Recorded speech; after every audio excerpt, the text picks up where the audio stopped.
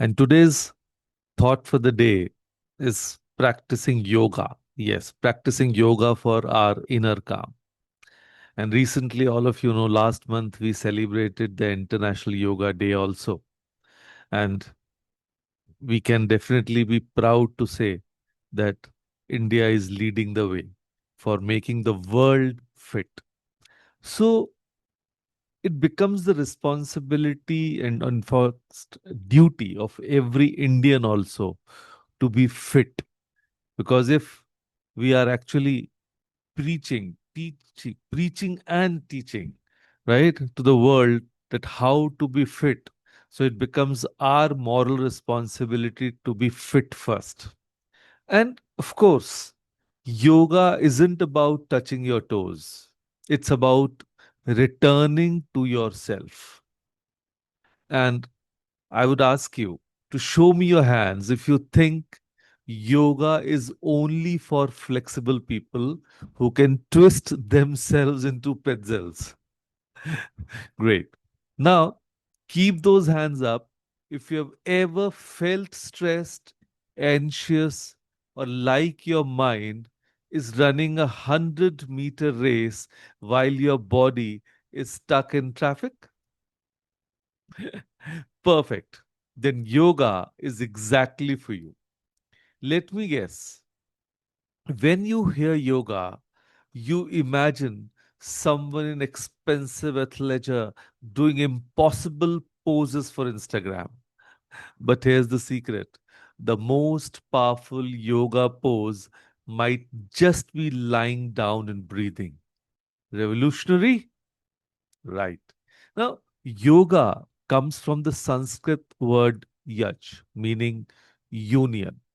Now, not union with your Instagram followers, but union of your breath, body, and awareness.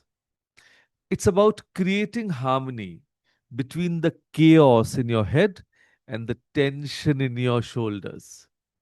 Now, think of it this way, your body is like a smartphone. Now, throughout the day, you open multiple apps, work stress, family drama, financial worries, social media anxiety, and by evening, your phone is hot, slow, and the battery is dying. So, yoga is like restarting your phone, closing unnecessary apps, and giving your system a fresh start. Now, we Indians invented yoga 5,000 years ago when life was simpler.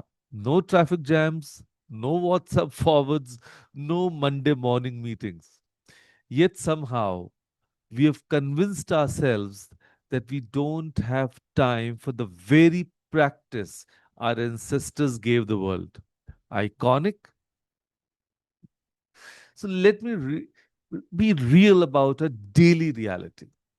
You wake up to an alarm that sounds like a fire drill, check your phone before your eyes are fully open, gulp down chai while getting ready, and sit hunched over a laptop for 8 to 10 hours and come home to family responsibilities, binge watching something on Netflix, and collapsing into bed with your spine shaped like a question mark.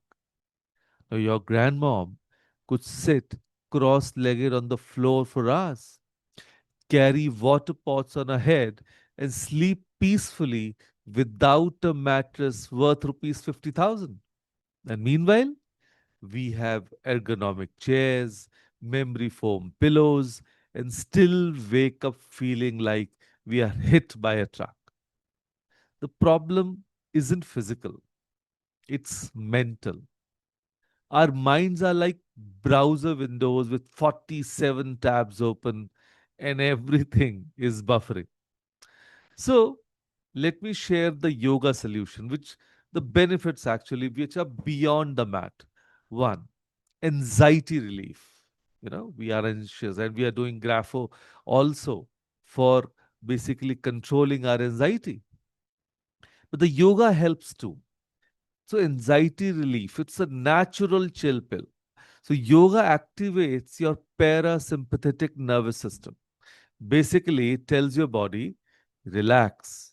You are not being chased by a tiger. It's just your boss sending emails at 11 p.m.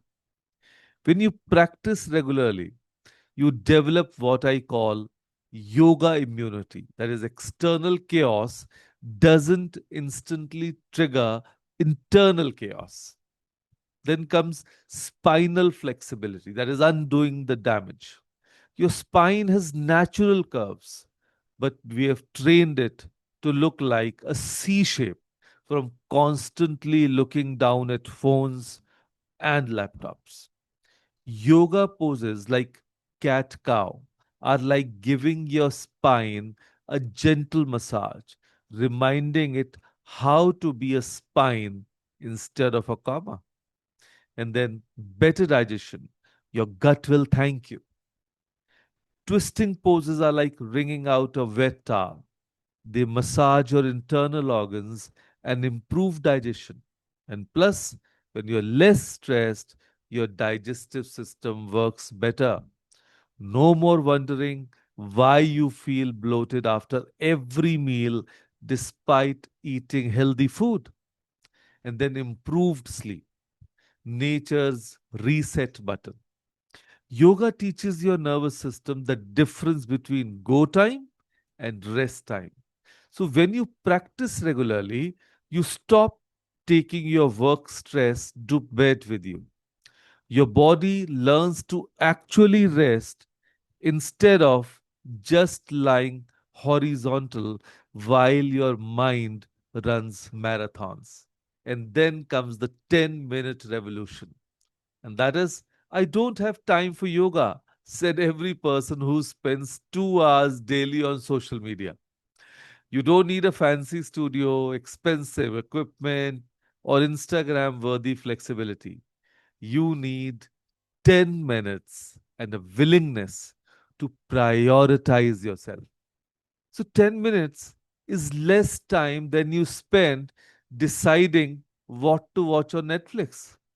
It's shorter than most Bollywood songs, and it's nothing in the context of a 24-hour day, but everything in the context of your well being. So, here's what's magical about consistency. Day one, you might feel silly, but when you reach day seven, you might feel slightly calmer. And on the 30th day, people will ask you what you are doing differently because you seem more centered. And day 90, you'll wonder how you survived without this practice. And forget what you've been what seen in movies or magazines. Your first downward dog might look like an upward confusion. Your balance might be shakier than a Mumbai local train. Or your flexibility might be more limited than your data plan. But none of that matters. Yoga meets you where you are, not where you think you should be. The only competition is with yesterday's version of yourself. So experience that feeling, so that you can get on with your fitness regime. And here's your gentle challenge. For the next 7 days, give yourself 10 minutes each morning, not for anyone else, not to post on social media, not to become more flexible, just to return yourself. Start with 5 minutes if 10 feels too long. The goal isn't perfection, it's presence. Set a gentle alarm. Roll out a towel if you don't have a mat, and show up for yourself. Download a simple app or follow a YouTube video. The Ramdev videos are all over the internet. Or simply do the flow we just practiced. The method doesn't matter as much as the commitment to yourself. So, in this world that constantly demands you to be faster, better, more productive, yoga whispers a radical message. You are enough, exactly as you are right now. Your worth isn't measured by how deep your forward fold is or how long you can hold a plank. It's not about becoming someone new. It's about remembering who you've always been beneath the stress, the expectations, and the endless to do lists. And every time you roll out your mat, you're creating a small sanctuary in your chaotic world. Every breath you take mindfully is an act of rebellion against a culture that profits from your anxiety. Yoga doesn't promise to solve all your problems, but it promises to change your relationship with them. It teaches you that you are not your thoughts, you are not your stress, and you are not your circumstances. You are the calm awareness that can observe it all and choose how to respond. So, your mat is waiting, your breath is ready, and your inner calm is just 10 minutes away. And with that thought, thank you, everyone. Thank you for joining us today.